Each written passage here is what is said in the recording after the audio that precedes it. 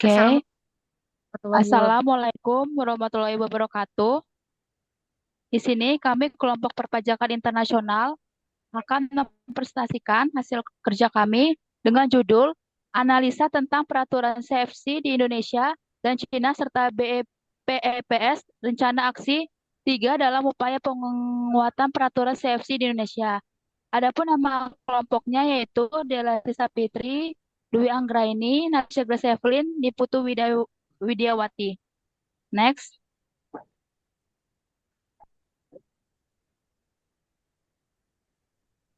Pendahuluan, globalisasi ekonomi mempengaruhi banyak aspek kehidupan. Salah satunya adalah meningkatnya Foreign Direct Investment atau FDI yang terdiri dari inward dan outward FDI. Indonesia dan Cina sebagai anggota G30 di Asia merasakan dampak globalisasi ini. Cina pada tahun 2015 sampai 2016 mencatatkan arus keluar modal asing tertinggi di Asia. Meskipun hal ini diharapkan dapat meningkatkan akses pasar internasional dan ekspor, namun dapat menimbulkan praktik penghindaran pajak melalui pembentukan Controlled Foreign Companies yaitu CFC. Next.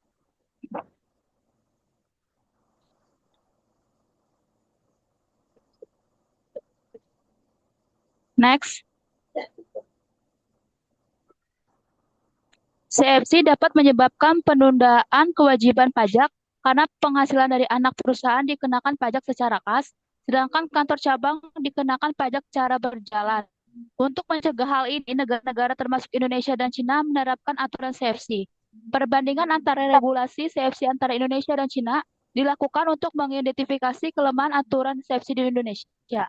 Analisis ini mengacu pada rekomendasi OECD dan G20 dalam Action Plan 3 atau Action Plan 3 untuk mengurangi penghindaran pajak melalui CFC dan menghindari pengalian laba ke negara dengan tarif pajak rendah yang dikenal dengan BEPS.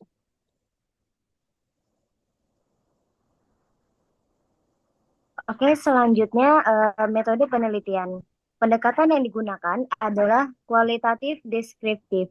Data dikumpulkan melalui studi pustaka dan wawancara dengan pemangku kepentingan seperti Direktorat Jenderal Pajak, konsultan pajak, dan akademisi perpajakan. Analisis dilakukan dengan mengkaitkan teori terkait CFC. Next. Pembahasan dan analisis. Analisis kelemahan PMK 107, yaitu yang pertama jenis pengendalian. Aturan CFC Indonesia hanya mengatur pengendalian berdasarkan kepemilikan saham minimal 50%. Namun, kontrol tidak selalu dilakukan lewat saham, sehingga perluasan jenis pengendalian, baik de jure maupun de facto, dapat lebih efektif. Yang kedua, batas kepemilikan minimum. Tidak ada ketentuan batas kepemilikan dalam peraturan CFC Indonesia yang membuat pengawasan lebih sulit. Batasan kepemilikan perlu ditetapkan untuk mempermudah pengawasan dan mengurangi biaya administrasi. Baik, saya lanjutkan. Selanjutnya, nomor 3 yaitu definisi yurisdiksi pajak rendah. Aturan CFC di Indonesia harus ditetapkan hanya pada entitas yang berisiko tinggi terhadap penghindaran pajak. Penggunaan tarif pajak efektif atau ETR untuk menentukan yurisdiksi pajak rendah dapat meningkatkan efektivitas aturan CFC. Yang keempat, ada pengecualian. Indonesia menggunakan pendekatan entitas dalam mendefinisikan penghasilan CFC. Namun, aturan CFC harus mengecualikan entitas yang melakukan kegiatan ekonomi nyata dan tidak memiliki motif penghindaran pajak. Selanjutnya ada rekomendasi rencana aksi terhadap OECD 3. Ada jenis pengendalian, di mana pengendalian harus mencakup pengendalian hukum langsung dan tidak langsung, serta pengendalian ekonomi. Kemudian ada batas kepemilikan. Rekomendasi OECD ini menyarankan adanya batasan kepemilikan saham minimum, meski belum ada aturan spesifik. Selanjutnya ada definisi yurisdiksi pajak rendah. Rencana Aksi 3 mengusulkan penggunaan ETR untuk menentukan apakah suatu negara merupakan yurisdiksi pajak rendah. Kemudian ada pengecualian. Setiap negara bebas mendefinisikan pengecualian dalam aturan CFC berdasarkan risiko yang dihadapi. Next.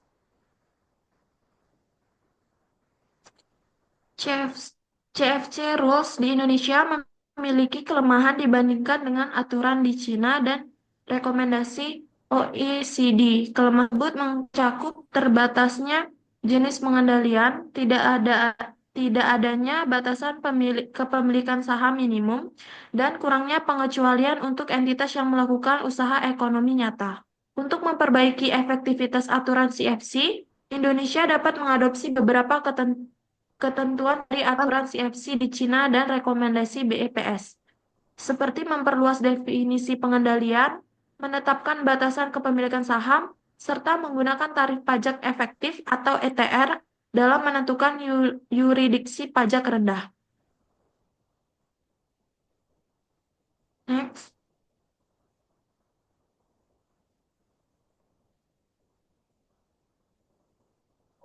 Sekian dari kelompok kami. Sekian, terima kasih.